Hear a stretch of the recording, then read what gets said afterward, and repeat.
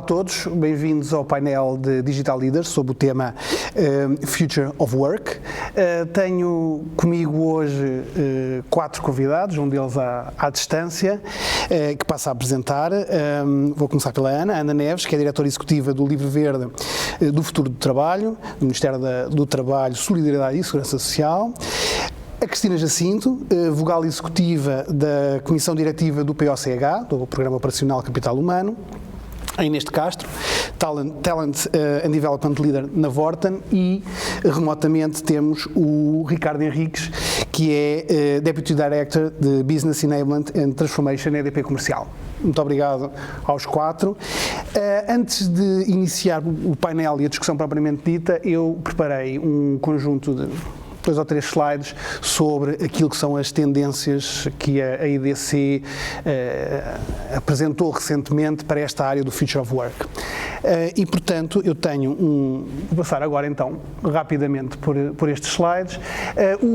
O Futurescape é um framework que sistematiza quais são as tendências que se perspectivam na área, neste caso, do Future of Work. Existem Futurescapes setoriais para várias áreas, e faz uma previsão de quais são essas tendências para os próximos 5 anos.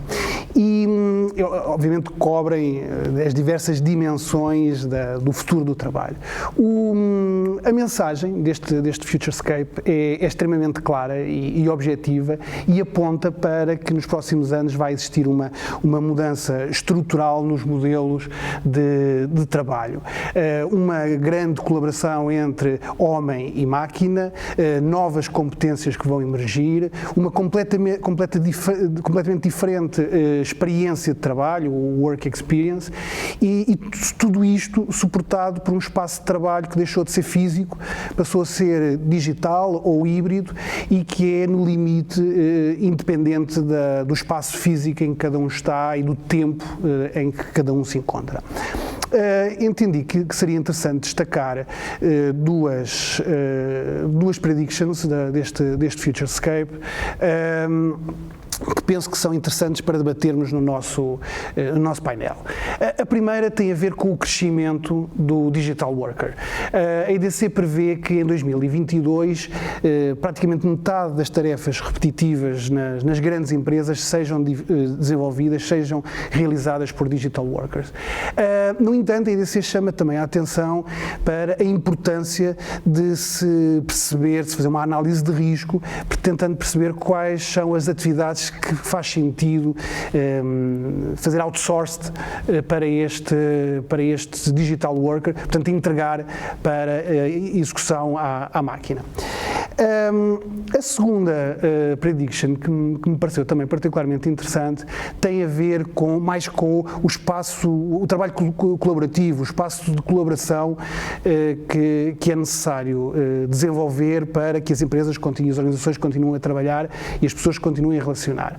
E esta previsão o que diz é que já em 2022 um quarto das grandes empresas mundiais vão introduzir nos seus espaços de colaboração, nas conference calls, nas video calls que nós todos os dias usamos para trabalhar, vão introduzir tecnologia avançada de manipulação de dados, de visualização de dados, e isto para aumentar a produtividade dessas mesmas sessões de trabalho, essas mesmas reuniões. Aqui uma conclusão aqui desse chega muito interessante, tem a ver com o facto de algumas destas tecnologias estarem já a ser utilizadas de uma forma mainstream no espaço social, nas redes sociais, e muito daquilo que vai acontecer ao nível dos espaços de trabalho do futuro vai também estar inspirado naquilo que hoje acontece nas redes sociais. Estas eram são as duas predictions que achei mais interessantes para enquadrar a nossa conversa. Eu gostava, tanto quanto possível, tanto quanto o tempo nos permitir, que nós conseguíssemos abordar as 3 dimensões do framework do Future of Work, que é basicamente a cultura da empresa, que tem que ser cada vez mais focada na inovação, baseada em modelos organizacionais dinâmicos, a questão do espaço de trabalho, como referíamos nesta previsão, que tem que ser mais conectado, mais digital, mais seguro também, e, por último, a questão do digital worker, portanto, a questão de introdução nas equipas de forma colaborativa com o trabalhador humano, do trabalhador digital, do robô ou da peça de código que vai aumentar, por um lado, as capacidades do ser humano, mas também, de alguma forma, substituí-lo num conjunto de outras tarefas. E começava precisamente pela minha esquerda, pela Inês, perguntando qual é que é a sua visão de como é que este digital worker, que se perspectiva que cresça muito, vai crescer no setor do retalho, que é onde a Vorten se insere, e em particular na Vorten, que exemplos é que já têm de introdução deste digital worker como forma de ou substituir ou complementar o trabalhador humano. E também lhe pedia que me desse a sua opinião, se vê mais esta intervenção do digital worker em tarefas de back-office, de suporte, ou é mesmo na componente customer facing, de gestão da relação com o cliente, que aqui a automação e a inteligência artificial pode introduzir benefícios. Olá, antes de mais, olá Jorge, obrigada à IDC pelo convite, pela oportunidade de estar aqui convosco. Bom, começando então por responder à primeira questão. De facto, todas as empresas vão ter que fazer este caminho de tornar de fazer aqui uma triagem dos seus processos, aqueles que podem ser mais automáticos e aqueles que eventualmente são mais difíceis de tornar em processo automático. Nós na Vorten temos um grande projeto em curso, que é o RPA, Robotic Process Automation, em que precisamente o nosso objetivo é mapear na Vorten quais os processos que mais facilmente podemos robotizar ou tornar automáticos de alguma forma. E nós temos a ambição de o fazer e queremos fazê-lo nos 3 eixos fundamentais, que é o front-end, e para nós o front-end tem mais a ver com toda a experiência do cliente, o back-office, portanto, tudo o que são processos mais administrativos que não estão visíveis para o nosso cliente, mas que são fundamentais automatizar, e o employee, ou seja, tudo o que tem a ver com a experiência do colaborador dentro da empresa e que também pode ser, de certa forma, automatizado. O nosso objetivo em todos os 3 eixos é sempre o mesmo, é libertar os nossos colaboradores, libertar as nossas equipas para fazerem trabalho de maior valor acrescentado, libertando-os destas tarefas mais burocráticas, mais administrativas e que não acrescentam propriamente muito valor ao dia-a-dia das suas funções. Nós já começámos este caminho, temos, por exemplo, 2 bons exemplos de processos que já foram automatizados na Vorten, nomeadamente este até mais ao nível mesmo da experiência do cliente, que tem a ver com as encomendas, que já não existe papel, portanto, quando eu faço uma encomenda na Vorten, já não há papel e, portanto, com isto, nós o que pretendemos é desmaterializar ao máximo os nossos processos e, portanto, acabamos com o papel, com as assinaturas, com a ida à impressora para imprimir, depois com o arquivo, portanto, todo este processo deixa de existir desta forma e passa a estar tudo em cloud ou armazenado de alguma forma digitalmente.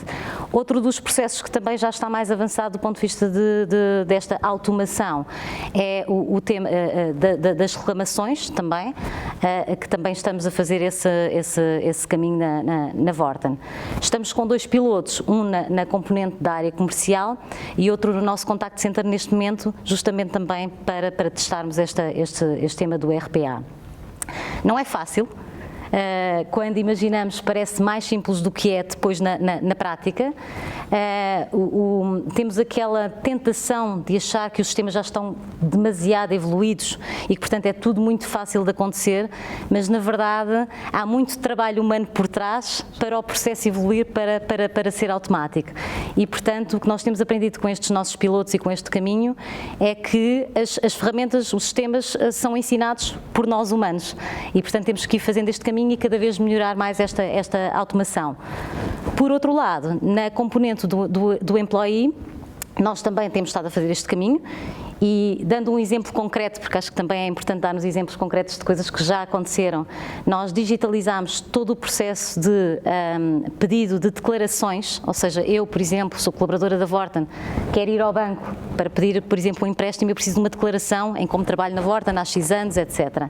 Este tipo de declarações atualmente são pedidas através da app e, portanto, já não há papel. Portanto, eu peço diretamente à área administrativa que envia diretamente ao colaborador. Eu até sei em que estado está o pedido de declaração. Outro exemplo é a alteração de dados pessoais.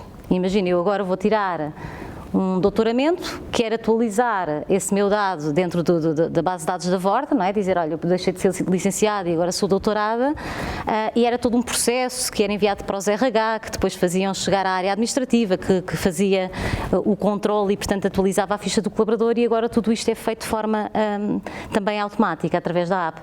E com isto posso-vos dizer que já poupámos 56% do tempo despendido nestes dois processos, o que é bastante. Para além de termos reduzido o número de pessoas envolvidas no processo, porque agora o processo acaba por ser entre o colaborador e a área administrativa, que tem naturalmente que fazer alguns processos ainda eles manuais, mas é muito mais simples, muito mais rápido, e libertamos outras pessoas, nomeadamente chefias que às vezes eram envolvidas nos processos, a área de people ou de recursos humanos, portanto todas essas pessoas ficaram libertas desses processos para se dedicarem a outras coisas. Portanto, é só uma ponta do iceberg. Estamos a aprender à medida que vamos evoluindo com os processos. Um dos grandes desafios é mapear bem o processo e perceber quais as etapas que conseguimos eliminar sem perder qualidade no mesmo, e no fundo tem sido este o nosso caminho. Respondendo à última questão, Jorge, como é que nós vemos esta questão da automação e da digitalização e da desmaterialização, se também no retalho é vista para o cliente final? Creio que já respondi um bocadinho com os 3 eixos, mas sim, claramente que sim. Nós podemos melhorar a experiência do cliente, tornando algumas componentes mais digitais para depois nos dedicarmos àquilo que é fundamental, que é a experiência de contacto humano, quando o cliente nos procura em espaço físico, porque as pessoas continuam a gostar de ir ao espaço físico, conversar com os nossos vendedores, conversar com as nossas equipas e, portanto, libertar as nossas equipas para terem menos carga burocrática, administrativa no contacto com o cliente e estar mais disponível para o cliente e também facilitar toda essa experiência. Muito obrigado, Inês. Passando à Ana. Ana, esta problemática do equilíbrio entre aquilo que são as tarefas desempenhadas pela máquina, mas a necessidade de colaborar e de pôr ao mesmo nível o colaborador humano, porque as empresas são feitas de seres humanos ainda, felizmente, lança problemas de variadas naturezas, problemas éticos, problemas de equidade. O Livro Verde aborda muito também essa dimensão mais sociológica do futuro do trabalho. Acha que as organizações estão conscientes desta problemática que está em cima da mesa com a introdução da máquina, ou ainda estamos um pouco longe de perceber os impactos? Bem, bom dia a todos. Agradecer também à IDC a oportunidade para estar aqui hoje e cumprimentar os meus colegas de painel. Começaria por uma ideia que me parece fundamental, que é a ideia, e até a intervenção da Inês aponta um pouco no mesmo sentido, de que nós estamos claramente ainda no início de um processo.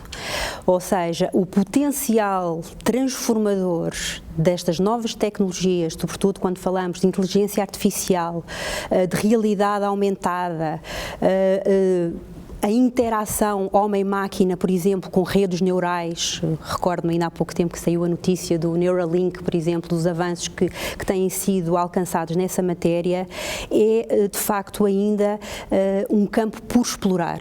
E estamos a começar a dar os passos iniciais já com impactos imensos.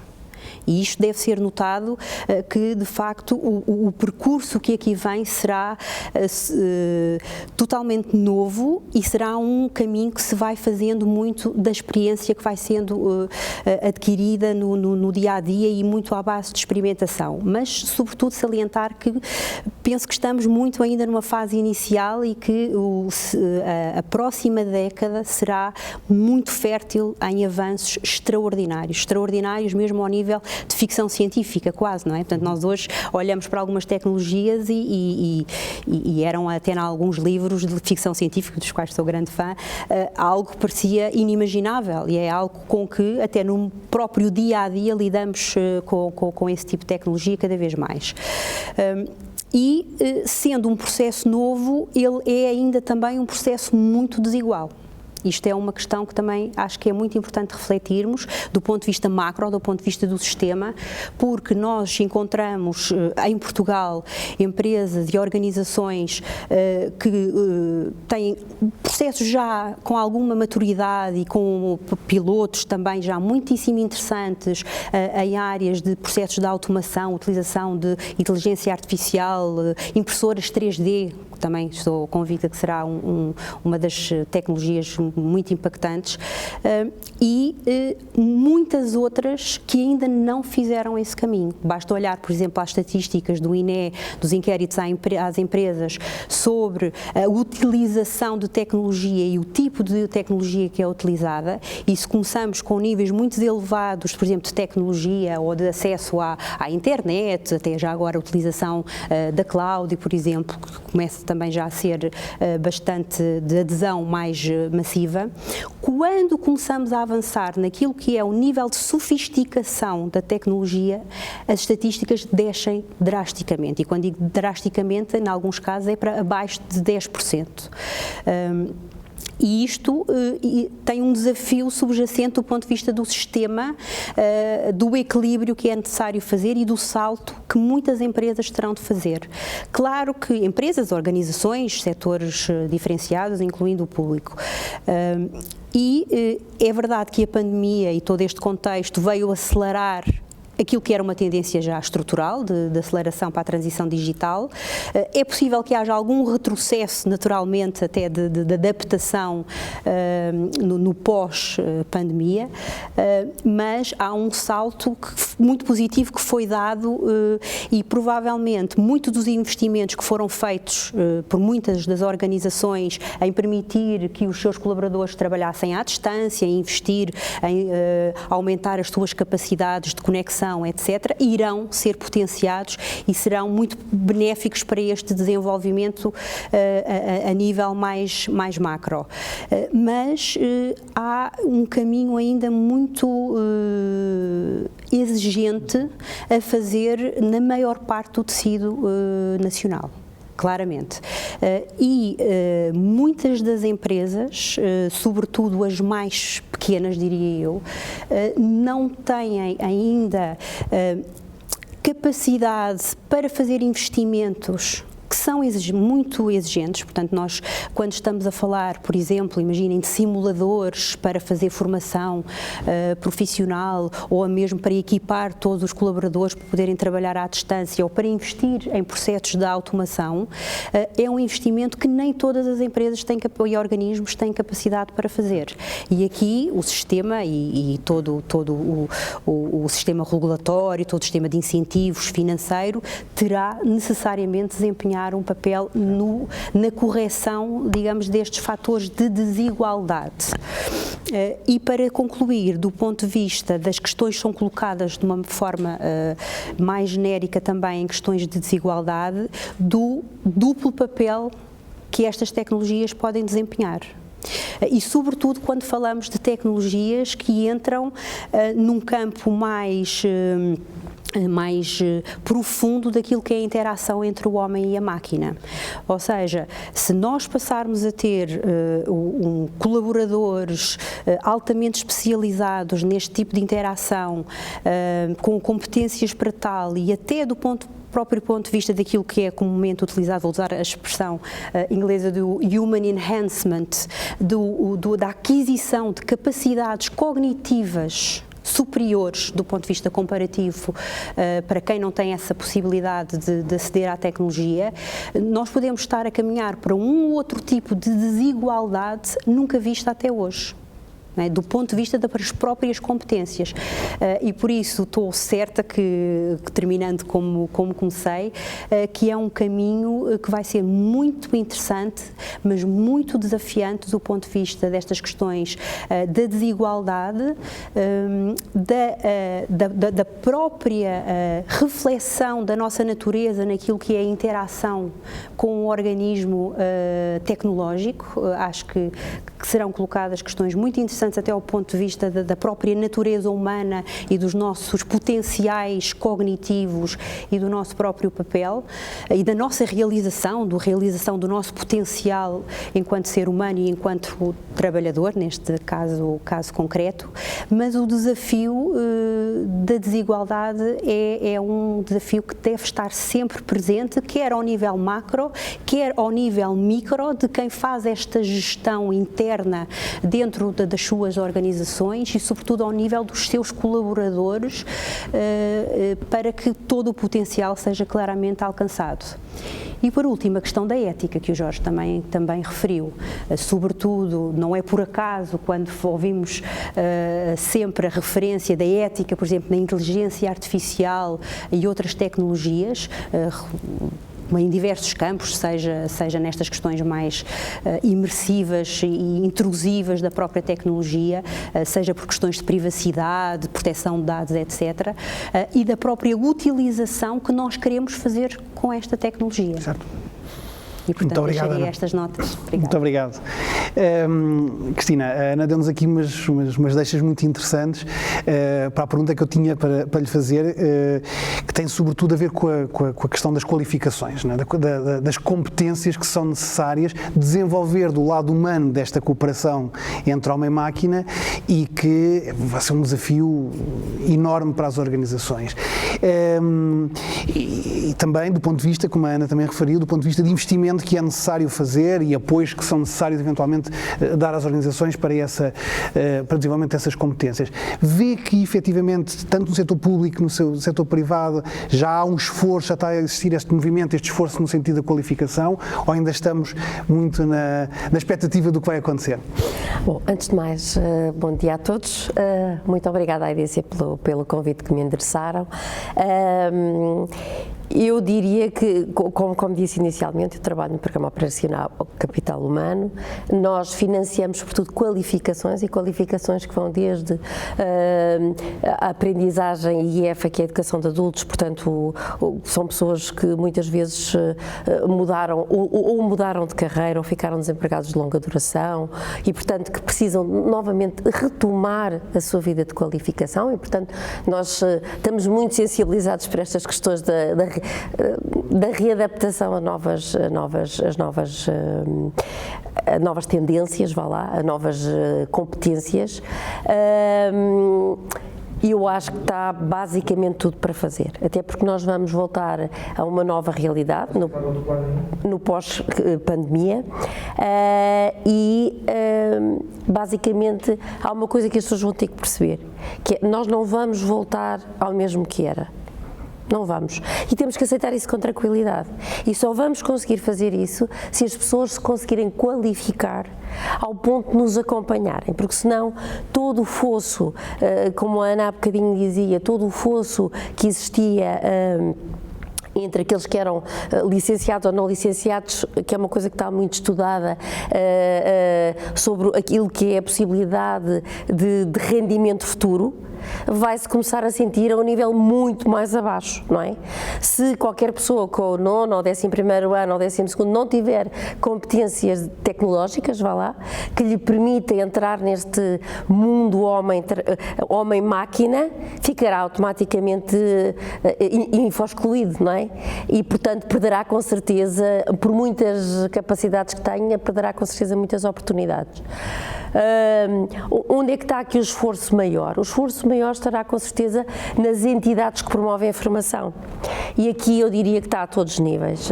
Temos grandes organismos que fazem a recuperação destas pessoas que eu comecei por falar, que é o Instituto de Emprego e Formação Profissional, que são as escolas profissionais, que são as universidades, os politécnicos, que eu penso que dão há 2 ou 3 anos a esta parte, têm vindo vindo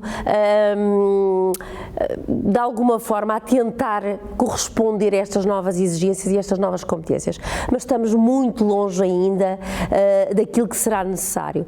Por outro lado, como eu referi há pouco também, nós estamos num período que é o learn by doing, portanto nós na verdade, mesmo que nós quiséssemos neste momento estabelecer, dizer a uma universidade ou a um politécnico ou até ao ministro que trace uma política pública, neste momento nós primeiro temos que perceber exatamente o que é que precisamos. E agora, pegando um bocadinho ali aquilo que a Inês disse há bocadinho, o que é que nós precisamos? Que essa é a grande questão. O que é que nós precisamos para que um trabalhador, um colaborador, esteja completamente apto a interagir com este, peço desculpa, com este mundo homem-máquina e tenha todas as competências necessárias. Nós também na organização onde eu trabalho, lá no programa, também já temos algumas experiências de RPA muito bem sucedidas, por acaso, e aqui o que é que tem que ser estudado, o que é que tem que ser avaliado, que é quais são as tarefas cuja a intervenção humana não traz qualquer valor acrescentado. A Inês já disse isso e bem, nós sentimos o mesmo. E é nessas competências que têm que ser robotizadas e é as outras que sobram, as outras que são necessárias para que os trabalhadores sejam efetivos e eficientes para trabalhar com as máquinas que têm que ser desenvolvidas. Não passam muitas vezes por licenciaturas, passam muitas vezes por cursos de especialização, passam muitas vezes por desenvolvimento de soft skills, que têm sido um bocadinho, eu não diria descuradas, mas não se lhes tem dado tanto enfoque como seria necessário, para além de que eu, e aqui pegando um bocadinho naquilo que a Ana também disse, para além de aprender a trabalhar com a máquina, as pessoas têm que aprender a trabalhar sozinhas, a ser autónomas, a conviverem com o vazio de não ter a equipa e a relacionarem-se com uma chefia que está longe. E, portanto, isto são processos de aprendizagem que mesmo as instituições que estão preparadas para dar essa formação vão ter que aprender o que é que nós vamos precisar. É o learn by doing, não tenho a menor dúvida. Concordo consigo quando diz que daqui a uma década nada será igual. Aliás, muitos dos estudos apontam exatamente nesse sentido. Numa reportagem, aliás, na qual também participei, feita na SIC, um grande especialista mundial vem precisamente dizer isso. Muitas das coisas que nós conhecemos vão desaparecer.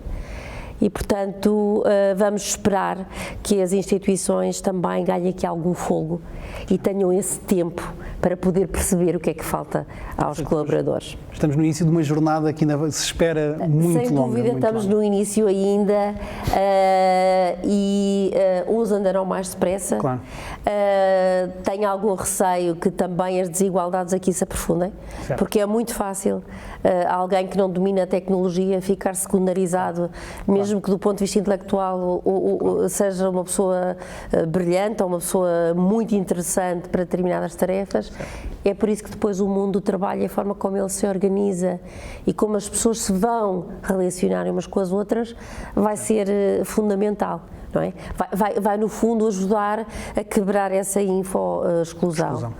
E cada vez mais as instituições vão perceber também como têm que preparar as pessoas para este desafio em que o homem e a máquina vão estar paralelamente, mas onde eu pessoalmente estou bastante convencida que a libertação das tarefas administrativas vão permitir-nos fazer aquilo que hoje em dia se fala tanto, que é o equilíbrio entre o trabalho e a família, certo. Que era uma coisa que ainda há bem pouco tempo nem sequer se falava, não é? E não estamos assim tão distantes. Já vou introduzir essa questão em particular, quando falámos mais do espaço de trabalho, mas agora queria também trazer para o debate o Ricardo, que embora esteja remotamente, está aqui connosco, e perguntar-te, Ricardo, eu sei que a EDP tem dado passos já importantes nesta integração do Digital Worker, e queria pedir-te que partilhasses connosco como é que isto tem acontecido, se o foco é mais nas tarefas de suporte, suporte, de back-office, estamos a falar também já de algumas tarefas mais críticas, tarefas técnicas que são entregues à máquina. E já agora, como é que vocês também, para apanhar um pouco também daquilo que tem sido a discussão, como é que vocês estão a lidar com questões éticas, questões de igualdade, toda esta problemática até da qualificação internamente na EDP? Ricardo. Muito bem. Jorge, obrigado também aqui pelo convite do IDC e aproveitar também para desejar aqui um bom painel a todos os restantes membros. Eu, relativamente a este caminho, portanto, nós já começámos este caminho todo da automação há sensivelmente 6 anos, portanto, já levamos aqui algum avanço e alguma aprendizagem. De facto, no início, nós começámos muito por procurar automatizar tarefas de grande volume e que tipicamente estavam na gênese das operações, as operações de back-office, algumas operações também de front office, mas sobretudo aquelas que traziam grande captura de valor, nomeadamente pela sua volumetria e transacionalidade.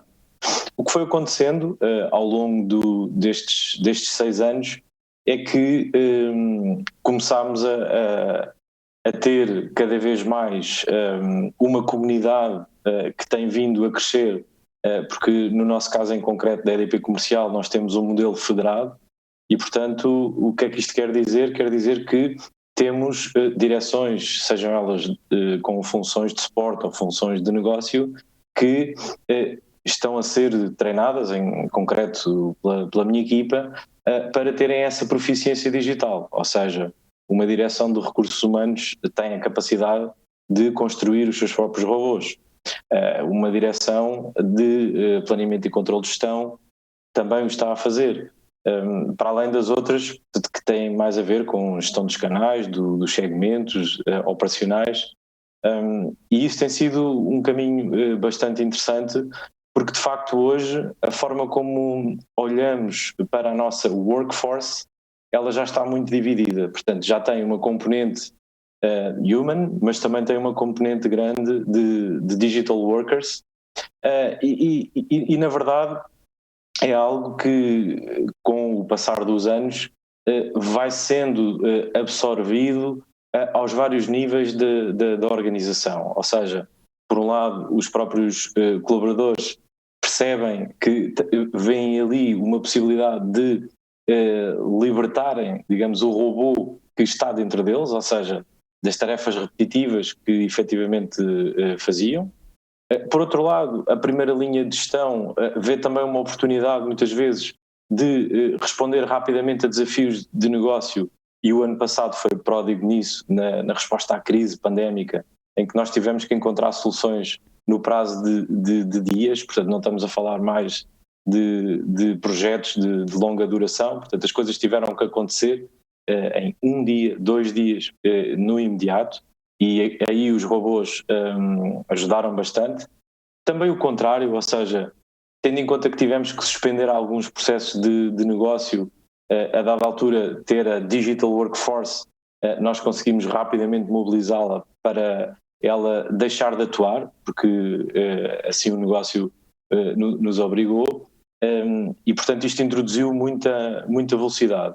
No nosso caso em concreto, o papel que o RPA e, digamos, diria que como nós já integramos mais algumas peças para além da RPA, nomeadamente Process Mining e também as componentes de chatbotting, neste caminho de Intelligent Automation, o que começamos a ver é que cada vez mais temos que tirar partido do melhor que cada uma destas peças tecnológicas nos trazem, até porque quando se falava, e Inês falava disso no início, a questão de mapear o processo, uma das coisas que eu vejo muito a acontecer atualmente é a dificuldade de automatizar processos, porque efetivamente há uma diferença grande entre mapear um processo e descobrir um processo real através de process mining, por exemplo. ou seja, a partir daquilo que são os dados que temos efetivamente em sistemas. É um pouco diferente, é uma base mais factual e menos percepcional humana. Do ponto de vista da componente mais da upskilling, para nós tem sido um desafio muito interessante, porque o que nós estamos a trabalhar todos os dias muito empenhadamente é efetivamente trazer essas pessoas que são licenciadas em economia, gestão, psicologia, para elas próprias ganharem esta proficiência digital, porque são elas que estão efetivamente a desenhar esses robôs e até a mantê-los no dia-a-dia, de uma forma autónoma. E por outro lado, tocaste aí num outro ponto que para nós é também bastante sensível e que estamos a cada vez mais a atuar nele, nomeadamente no domínio da ética e a ética no digital, porque de facto a questão ética tem que ser, digamos, diluída e impregnada no nosso dia-a-dia.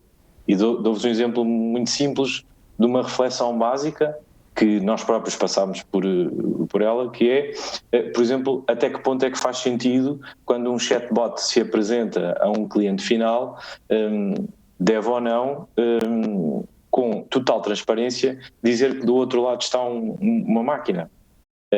E portanto, são estas questões que se levantam, nós estamos a trazê-las muito também para o dia-a-dia, inclusivamente o Código de Ética da EDP foi revisto muito recentemente precisamente para tornar cada vez mais esta diluição da ética no dia-a-dia, e creio que é inclusivamente decisivo para continuarmos a fazer o nosso caminho. Muito obrigado, Ricardo. Temos já menos de 10 minutos, isto o tempo passa a correr, mas eu gostava agora, numa segunda ronda, ouvir a vossa opinião, mais relativamente à dimensão do espaço de trabalho. Ou seja, falámos muito da máquina, da colaboração do homem e da máquina, mas a realidade é que a pandemia levou-nos muito rapidamente para trabalho remoto, um trabalho totalmente digital em alguns casos, e isto cria provavelmente desafios muito relevantes em termos do afastamento das pessoas, em termos do afastamento do colaborador com a empresa. Como é que a Vorten está a lidar com esta problemática? Eu sei que agora recentemente ganharam um Digital Award, muitos parabéns por isso, por uma aplicação que visa, penso eu, também aproximar pela via digital o colaborador da empresa. De uma forma rápida, eu queria ainda ouvir os quatro, pedia-vos que me dessem também a vossa perspectiva sobre esta problemática. Muito bem, então vou tentar ser o mais breve possível. Bom, nós de facto acreditamos que o futuro vai passar por trabalho híbrido, ou seja, não acreditamos que vamos evoluir, pelo menos na nossa realidade, totalmente para o remoto nos próximos anos. Acreditamos que haverá um mix entre o remoto e o presencial. E portanto isso leva-nos a dois grandes desafios, se quisermos. Um que tem a ver com o espaço de escritório, pensar os espaços de escritório, e se será só um, ou se teremos um espaço de escritório, enfim, principal, mas teremos depois hubs espalhados pelo país.